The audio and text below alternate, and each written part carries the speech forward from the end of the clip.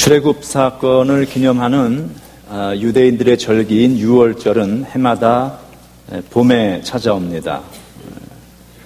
금년도 유월절은 예수님께서 돌아가신 날을 기념하는 우리들에게는 이 성금요일이 되어지죠. Good Friday.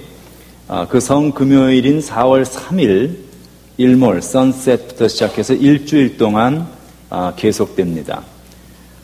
성경시대의 이스라엘 사람들은 율법을 따라서 6월절이 되면 성지순례를 갑니다. 성전에 가서 하나님 앞에 제사를 드립니다. 예수님 역시 유대인이셨으니까 6월절에 성전을 올라가십니다. 그 요한복음에는 예수님께서 6월절을 지키기 위해서 성전에 올라가신 일이 3번 나타납니다. 2장, 6장, 13장 이렇게 3번 6월절을 올라가셨다. 우리가 보통 그 예수님이 3년의 공생애를 사셨다 그렇게 이해를 하고 있는데 그것은 이 요한복음에 예수님이 3번의 6월절을 지키셨다 하는 것에 근거해서 그렇게 우리가 알 수가 있는 것이죠. 그래서 오늘 본문의 내용이 배경이 되는 내용이 이 6월절을 맞아서 예수님이 성전에 올라가신 그런 내용입니다.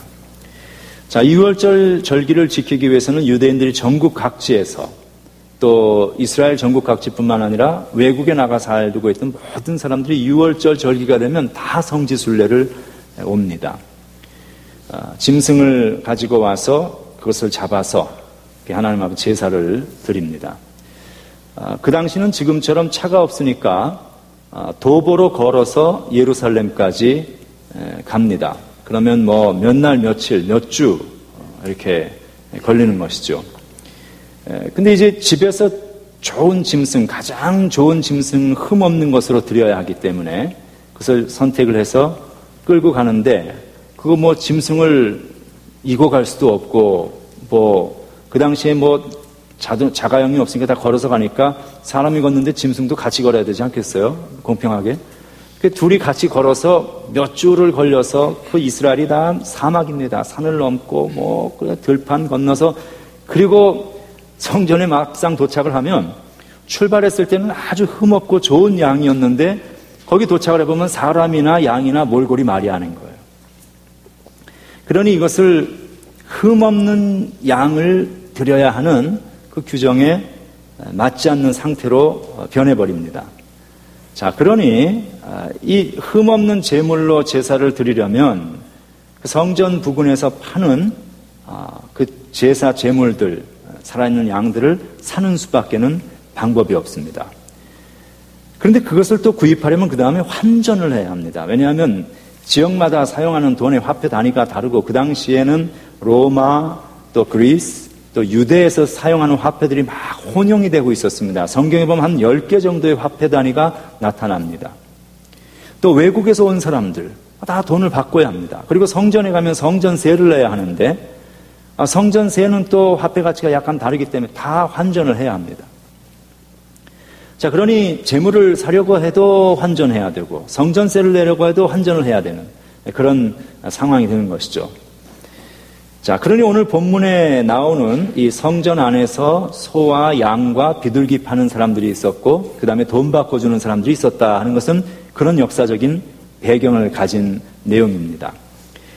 사실 그런 서비스가 없으면 얼마나 그 이스라엘 백성들이 난감했겠습니까? 성전에 제물을 드리러 왔는데 흠없는 양을 바칠 길이 없는 것이죠. 그런 면에서 환전 서비스라든지 또 제물을 이렇게 준비해서 필요한 사람들에게 판매한다든지 이런 것들은 이 서비스가 필요했던 것은 사실입니다. 자, 그런데 문제가 있었습니다. 그것은 이 장사를 했던 이 서비스를 제공했던 그 상인들이 정직한 이득을 취한 것이 아니고 폭리를 취했다는 것입니다. 자, 예루살렘 성전까지 그 먼 길을 몇 주를 걸려서 왔는데 아니 막상 도착하니까 제물은 흠없는 양이 더 이상 아닌 거예요. 바칠 수는 없고 그렇다고 돌아갈 수도 없고 이게 길이 없죠. 그러니 옆에 있는 것을 사서 드릴 수밖에 없는데 그야말로 그 상황이 되니까 부르는 것이 값이 돼버렸습니다. 근데 이제 장사의 가장 중요한 것 중에 그 원리 중에 하나가 로케이션입니다. 첫째도 로케이션, 둘째도 로케이션, 셋째도 로케이션. 그렇게 얘기하잖아요. 이 로케이션 좋은 몫을 잡아야 더 이게 이익을 취할 수가 있으니까 이 사람들이 더 좋은 몫을 차지하기 위해서 성전 안으로 진입을 하기 원했습니다. 자, 그런데 이 성전 안으로 들어간다는 이것은 거의 불가능한 일입니다. 왜냐하면 그 당시에 그 성전을 관할하고 있던 제사장들이 있었고, 그 다음에 유대의 정치 권력의 정점에서 모든 권력을, 무소불위의 권력을 휘두르고 있었던 사두개인들이 있었습니다. 이런 사람들을 등에 업지 않고는 성전 안에 들어가서 장사를 한다는 것은 불가능한 일이죠.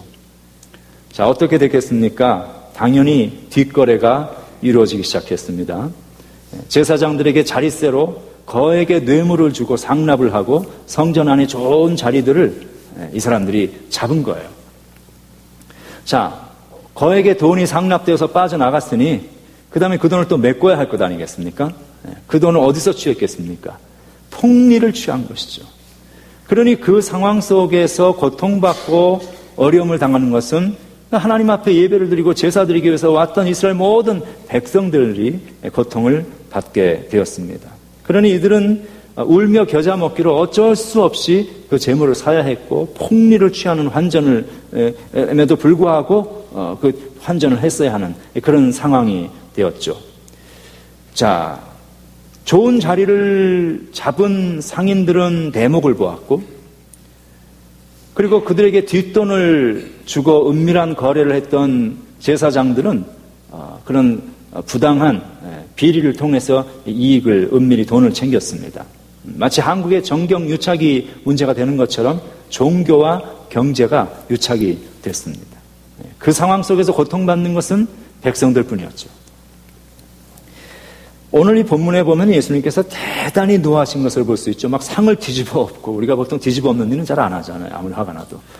막 뒤집어 엎으시고, 채찍을 만들어서 막 짐승들을 내쫓으시고, 이런 일을 하신 적이 없어요, 예수님이. 근데 이거 얼마나 예수님이 진노하셨으면 이런 일을 하셨을까. 근데 예수님께서 그만큼 노하셨던 그 이유가 과연 어디에 있었을까를 우리가 생각을 해보면, 하나님 앞에 제사를 드리기 위해서 이 필요한 서비스를 제공하고 사람들에게 필요한 혜택을 주는 그 일 자체 때문에, 장사를 했다는 그 단순한 일 하나 때문에 예수님이 화가 나셨던 것은 아니었습니다.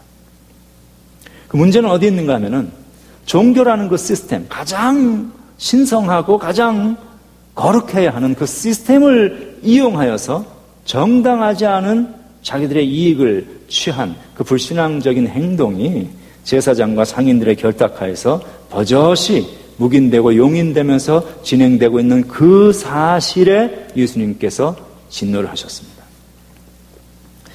자, 오늘 우리가 이 본문을 보면서 이 말씀에서 보아야 할 성경적인 메시지가 있습니다. 그것은 우리가 흔히 이 본문 보고 우리 한인 교인들은 생각하기를 교회에서 장사하면 안 된다라는 것을 이야기하고 있는 본문이라고 생각을 하고 있습니다. 그러나 오늘 이 성경의 말씀은 단순히 성전에서 물건을 팔아도 되냐 안 되냐 하는 것을 우리에게 가르쳐주고자 하는 그런 의도에서 기록된 말씀이 아닙니다.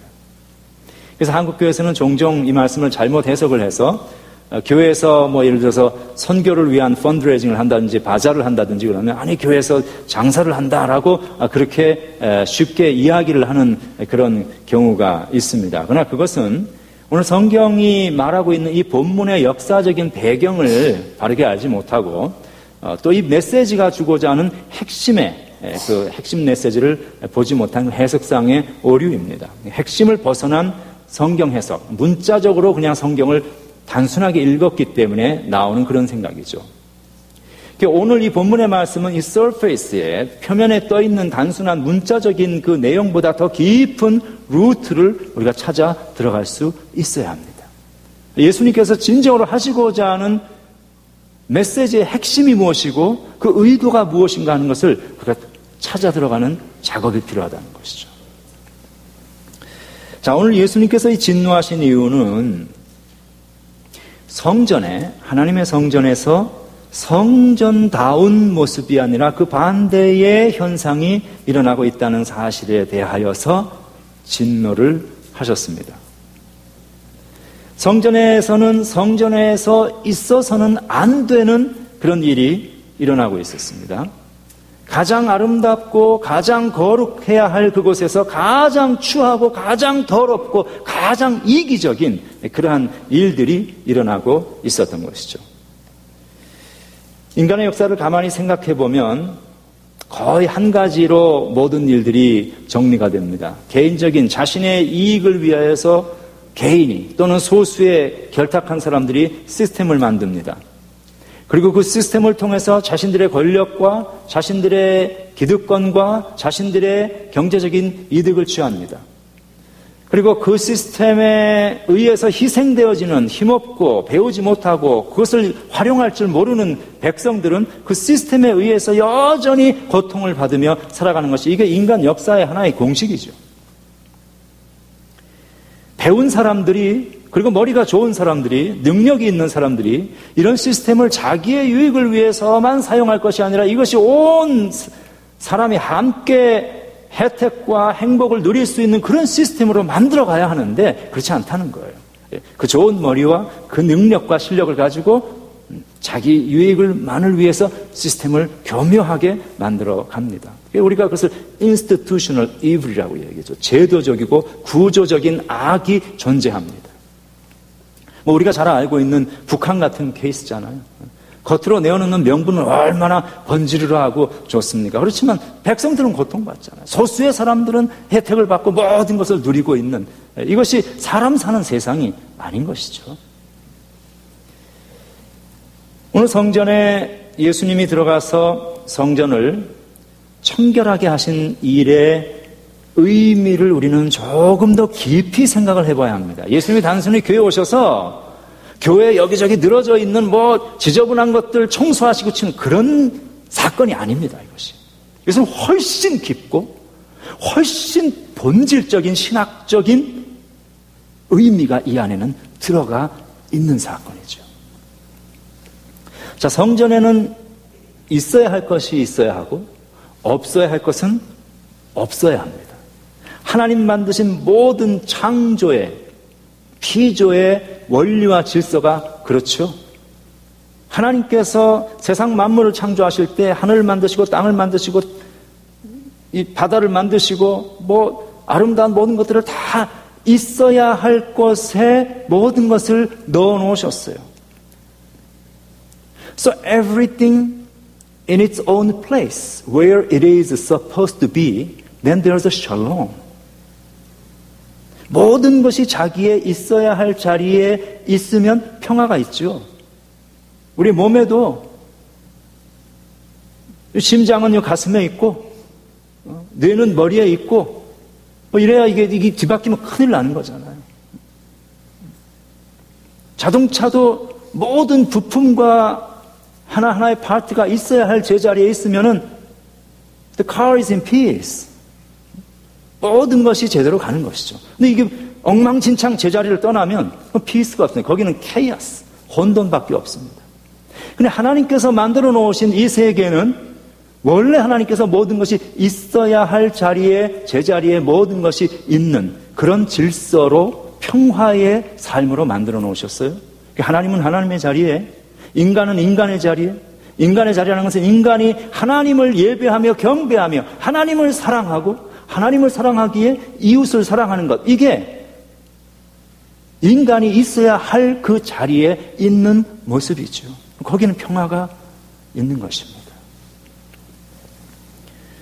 그래서 하나님의 샬롬이 우리가 살아가는 이 세상에, 온 세상에 가득히 충만하고 하나님의 다스리심이 온 세상에 편만해서 사람은 하나님을 예배하고 그리고 서로가 서로를 사랑하고 존중하면서 아끼며 그렇게 살아가는 이 세상이 되어지면 이 세상이 참 아름답고 하나님 만드신 원래 그 질서, 사람 살만한 세상, 그렇게 된 그것이 이 성전에 마땅히 있어야 할 다이내믹입니다. 자, 그런데 예수님께서 그 성전을 들어가셨을 때에는 그곳에 그런 일이 아닌 그의 반대 현상이 나타나고 있었다는 것이죠. 있어야 할 것이 없었고 없어야 할 것이 있었고. 우리가 그렇게 보았을 때에 그러한 일이 일어나는 곳이 성전입니다. 그럼 그렇게 보았을 때에 그 성전은 어디인가? 자, 이것이 오늘 우리가 이 본문 말씀을 통해서 풀어나가야 할 과제입니다.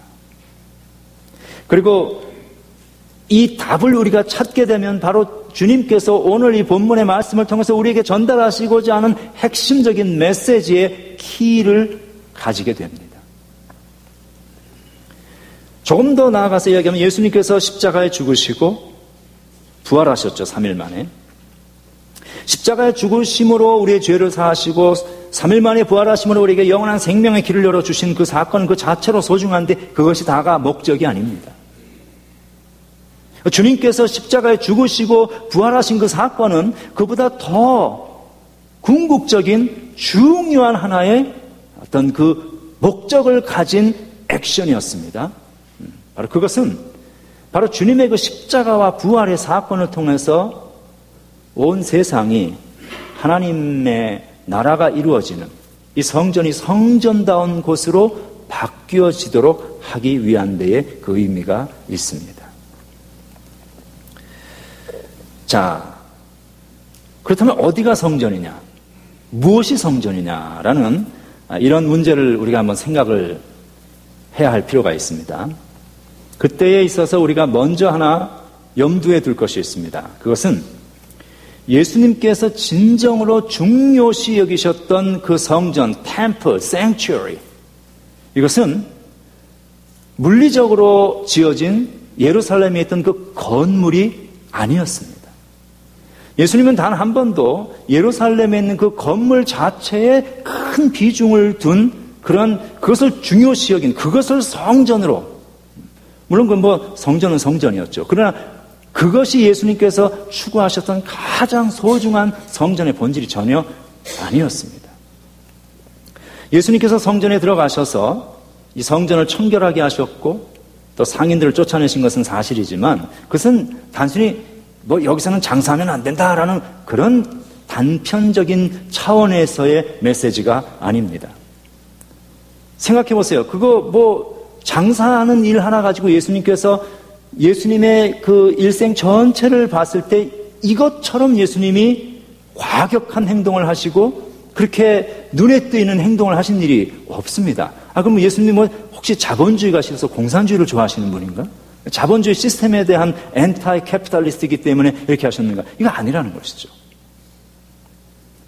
이 예수님께서 그 사람들의 눈에 띄는, 그리고 사람들의 이목을 집중시키는 그런 과격하고 의도적인 어떤 행위를, 어떤 목적을 가지고 하셨다는 사실에 우리는 좀 주목을 할 필요가 있습니다. 그것은 그러한 일을 통하여서 진정한 성전은 어떤 것이어야 하며, 그리고 그 성전 안에서 살아가는 사람들의 모습은 어때야 하는가를 보여주시고 말씀하시기 위한 아주 의도적이고 교훈적인 그러한 액션이었습니다.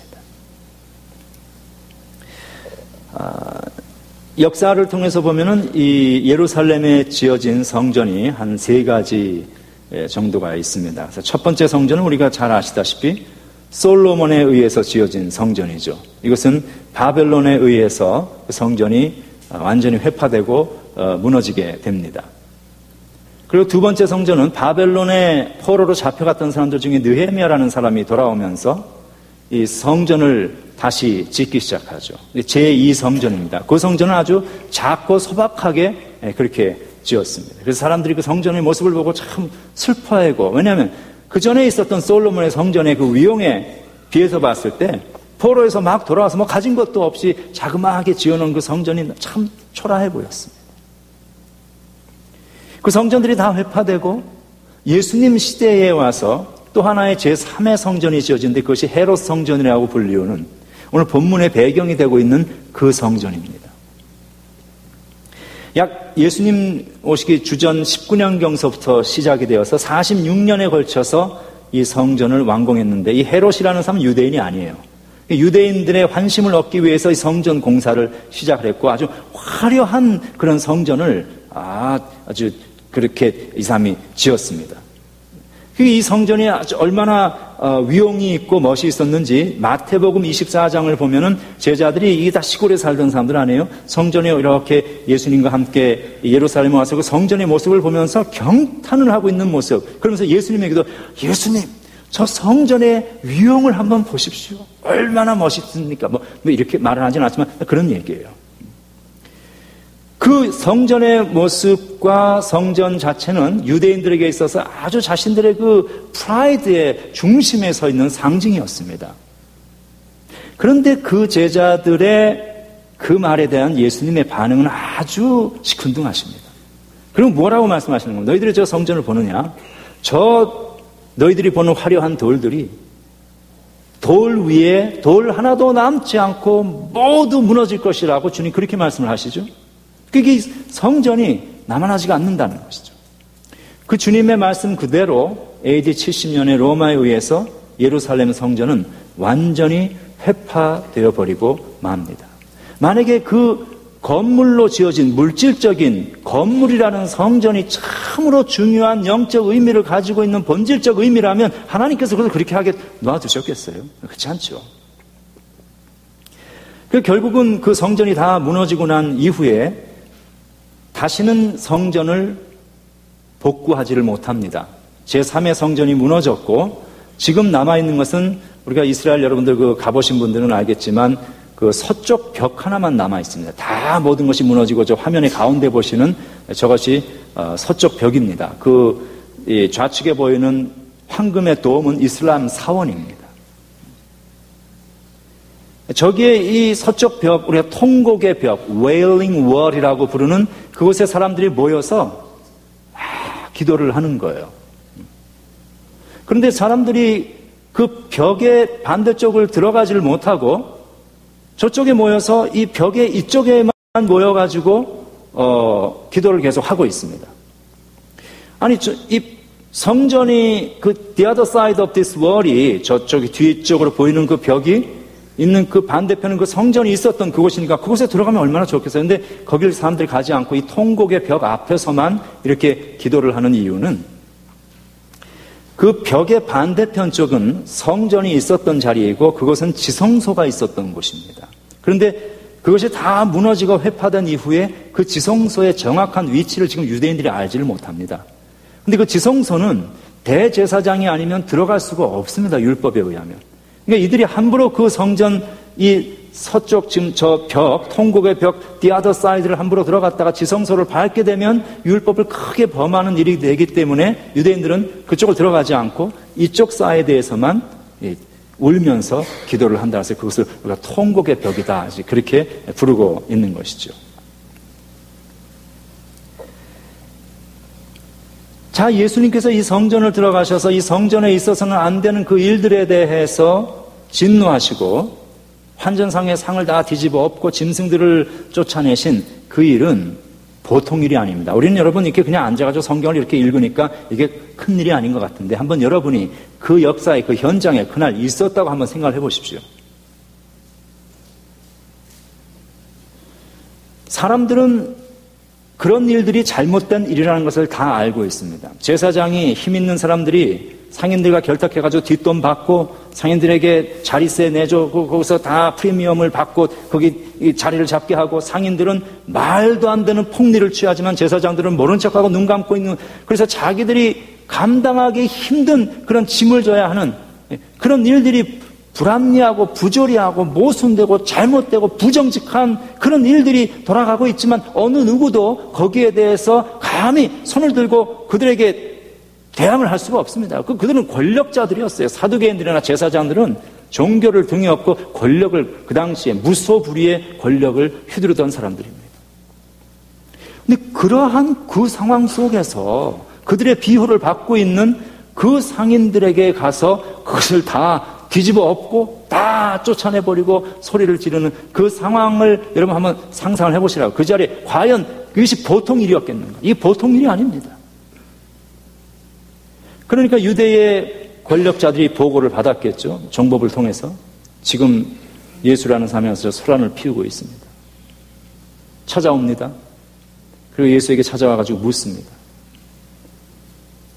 내가 누구냐? 우리에게 표적을 보이라. 이렇게. 이 요한복음에서 표적이라는 이 말은, 이 사인이라는 이 말은 예수님의 정체성을 나타내기 위한 특별한 이적을 의미합니다.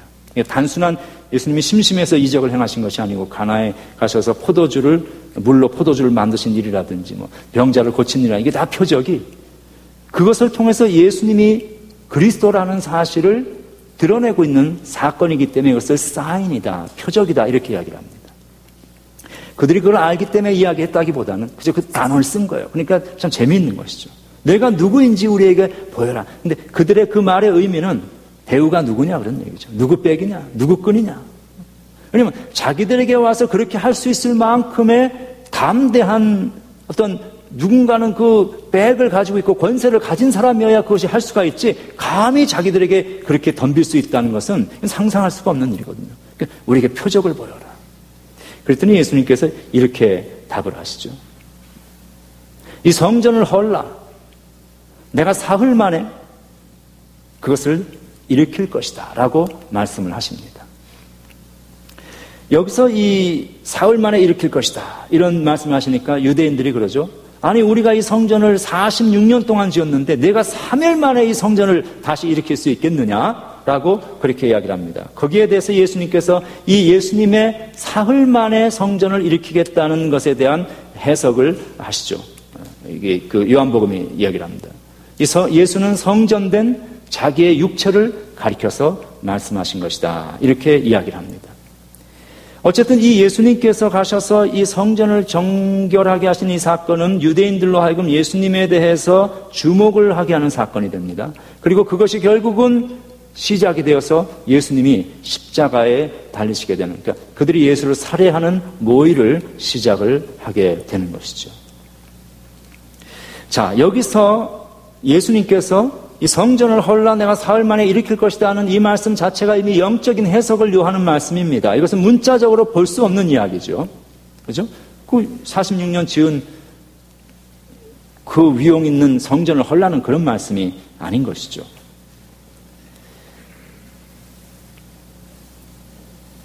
자, 오늘 이 말씀에 들어있는 이 영적인 의미가 무엇인가 하는 것을 우리가 한번 다시 생각을 해 보아야 합니다. 아까 잠시 이야기했던 이 성전이 도대체 무엇이냐, 우리가 찾아야 한다고 말했던 그 성전이 어딘가 하는 문제로 우리가 다시 한번 돌아갈 필요가 있습니다. 자, 성전이 어디일까요?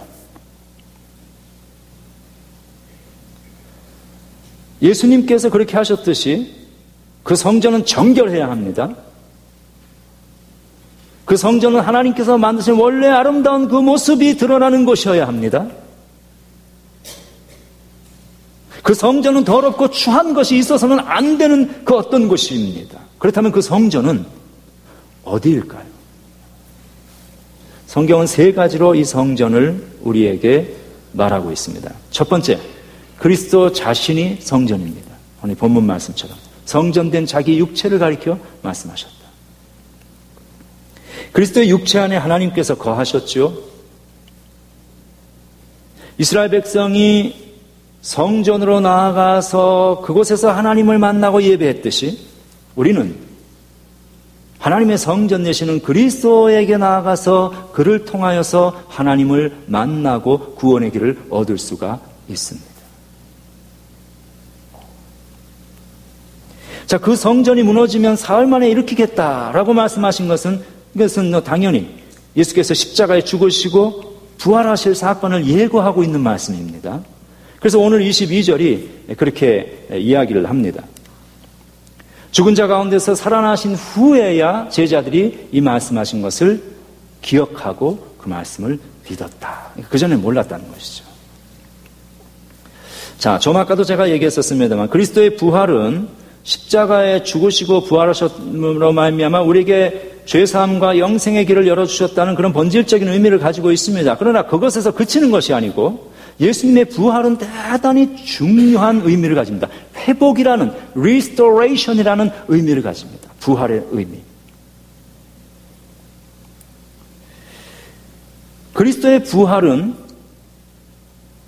성전 대신 예수 그리스도께서 무너졌다가 다시 회복되는 사건이지요. 그리스도의 부활은 성전의 회복을 말하고 있습니다. 진정한 성전의 회복. 이것이 그리스도의 부활 속에 들어있는 의미입니다. 이것이 무슨 말인가 하는 것을 그 다음번에서 우리가 조금 더 찾아봅니다. 첫 번째 성전은 예수 그리스도, 두 번째 성전이 있습니다. 성경은 성도들, 곧 교회, 여러분, 우리가 교회라고 성전이라고 이야기를 합니다. 고린도전서 3장 16절 말씀을 보면 너희는 너희가 하나님의 성전인 것과 하나님의 성령이 너희 안에 계시는 것을 알지 못하느냐 이렇게 말을 합니다. 여기서 성경이 성전이라고 말을 했을 때에 성경이 말하는 성전은 우리가 지금 이렇게 앉아있는 이 교회 건물을 의미하지 않습니다. 교회 건물은 건물일 뿐이지 교회가 아닙니다. 성경이 말하는 교회는 믿는 자들의 모임입니다. 하나님의 백성의 모임, 우리들이에요. 우리들이 교회입니다. 이것은 예배를 드리는 장소이므로 우리가 잘 보존하고 질서를 지켜야 할 필요가 있지만 이 건물 자체가 교회는 결코 아닙니다. 성경 어디에서도 건물이 교회라고 말을 하고 있지 않습니다. 성경이 말하는 교회는 하나님의 백성들의 모임. 그것을 성경은 성전이다 이렇게 이야기를 합니다. 결국은 우리가 성전입니다. 그래서 바울은 이 교회가 성전이다, 믿음의 백성들의 모임이 곧 성전이다라는 이 메타포를 사용해서 에베소서 2장에서 이렇게 이야기를 합니다. 그러면 그 성전은 어떻게 되어져야 할 것이냐 하는 것을 말을 하죠. 너희는 사도들과 선지자들의 터 위에 세움을 입은 자라 그리스도 예수께서 친히 모퉁이돌이 되셨느니라. 그렇죠? 그리스도의 말씀 위에 세워진 성전, 그의 안에서 건물마다 서로 연결하여, 우리 하나하나가 건물이죠, 서로 연결하여 주 안에서 성전이 되어 가고 너희도 성령 안에서 하나님이 거하실 처소가 되기 위하여, 성전인 이유는 하나님이 거하시기 때문에 성전이죠. 하나님이 거하실 처소가 되기 위하여 그리스도 안에서 함께 지어져 간다라고 말하고 있습니다. 여러분, 교회가 성전입니다. 우리가 성전입니다. 그런데 우리는 완성된 성전이 아닙니다. 우리는 여전히 지어져 가고 있는 성전입니다. We are the temple of God in the process of being completed. Not yet completed. 우리 한 사람 한 사람이 마치 벽돌 한 장 한 장이 되어서, 돌 하나하나가 되어서 차곡차곡 자기가 있을 자리에 쌓여져 가고, 그것들이 다 서로 연결이 되어서 하나님의 큰 성전을 이루어 간다고 성경은 이야기를 합니다.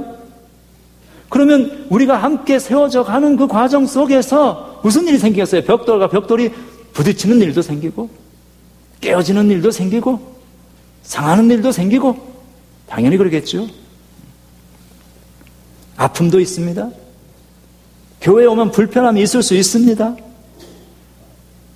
우리는 그 일이 싫지만 놀랍게도 성경은 그러한 다이내믹을 통하여서, 그런 과정을 통하여서 하나님은 우리를 하나님의 거룩한 성전으로 만들어 가고 계신다고 이야기하고 있습니다. 여러분, 때로 사람과 사람이 교회에서 부딪히는 일들 싫죠. 불편하죠. 그렇다고 해서 내가 내 자리를, 내가 있어야 할 그 벽돌의 그 자리를 쑥 빼서 가버리면, 없어져 버리면 그 부근에 있던 벽돌이 다 균열이 일어나고 무너질 수밖에 없겠죠. 이게 교회의 비밀이에요. 함께 지어져 가는 거예요. 아픔도 있고 고통도 있고 불편함도 있을 수 있지만 놀랍게도 내가 나의 그 자리를 지키고 있음으로 말미암아 하나님께서는 우리 항상 한 장의 벽돌을 사용하셔서 하나님이 그 안에 함께 하시는 하나님의 거룩한 성전을 이루어 가고 계신다는 것입니다. 그러니 우리는 완성된 성전이 아닙니다. 지금도 지어져 가고 있는 중입니다. 말씀 위에 그리스도를 구세주로 고백하는 그 신앙 위에 우리 교회가 세워져 가면 우리는 성전다운 성전으로, 우리 교회는 교회다운 교회로 조금씩 점차 하나님의 성전다운 교회로 바뀌어져 갈 수 있다고 성경은 이야기하고 있습니다. 그러면 그 완성된 성전은 언제 나타날까요? 계시록에 보면 그 완성된 성전이 나타납니다. 하늘에서 뭐가 내려옵니다. 성경에 보면 새 예루살렘이 내려옵니다. 이 새 예루살렘은 이게 다 상징적인 티칭입니다. 이걸 다 문자적으로 생각해가지고 또 이게 뭐 어느 별에서 왔냐, 어느 은하계에서 내려오는 뭐 성이냐. 그거 아니고 새 예루살렘이라는 것은 하늘에서 내려온다고 되어 있죠.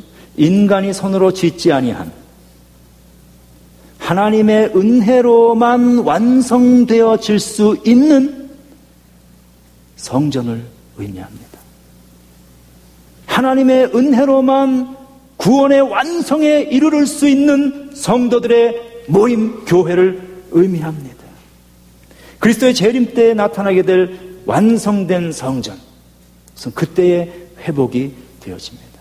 성경 교회의 회복, 성전의 회복, 그리스도께서 죽으셨다가 다시 부활체를 입고 살아나시는 찬란한 영광 속에 부활의 모습을 우리에게 보여주신 그 사건은 성전의 회복이듯이 지금의 교회는 병들어 있습니다. 지금의 교회는 완전하지 못합니다. 교회 오면은 골치 아픈 일도 많습니다. 그러나 우리가 바라봐야 할 것은 하나님께서, 그리스도께서 십자가를 지시고 부활하신 그 사건을 통해서 성전의 회복을 보여주시는 것처럼 우리 교회가 하나님의 은혜로 말미암아 온전히 회복되어지고 완전한 성숙한 믿음의 공동체로 세워지는 그날이 있다는 것을 성경은 말씀하고 있습니다.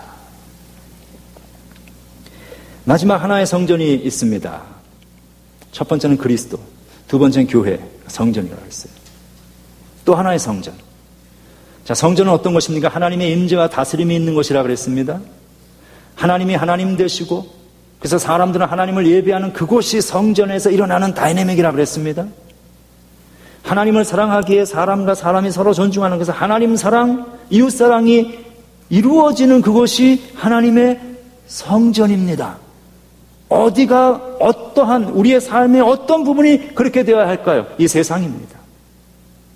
이 세상, 온 세상, 우리가 사는 삶의 현장이 하나님의 성전이 될 수 있어야 합니다. 우리가 오늘 부른 첫 번 찬송에 그렇게 찬송했죠. 67장 보면은 능력과 은혜 다 찬송하라. 그 옷은 햇빛, 그 집은 궁창. 이 세상이 하나님의 집이라는 거예요.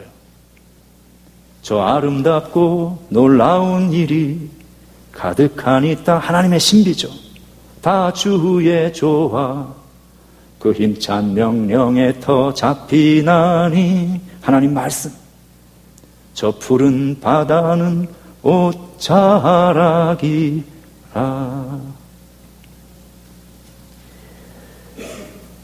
시편 19편은 이것을 이렇게 말씀합니다.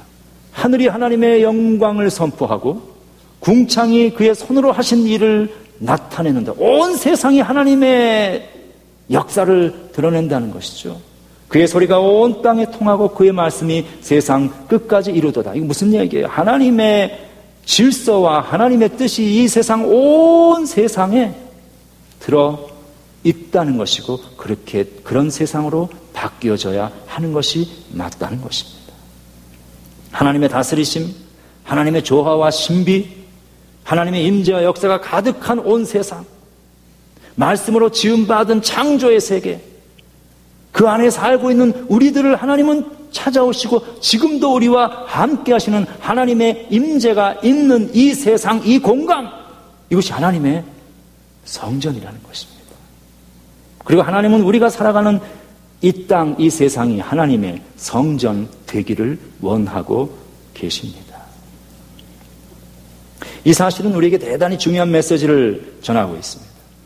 이 세상이 하나님의 성전이어야 하고 하나님은 그 일을 우리를 통하여서 이루기를 원하고 계십니다.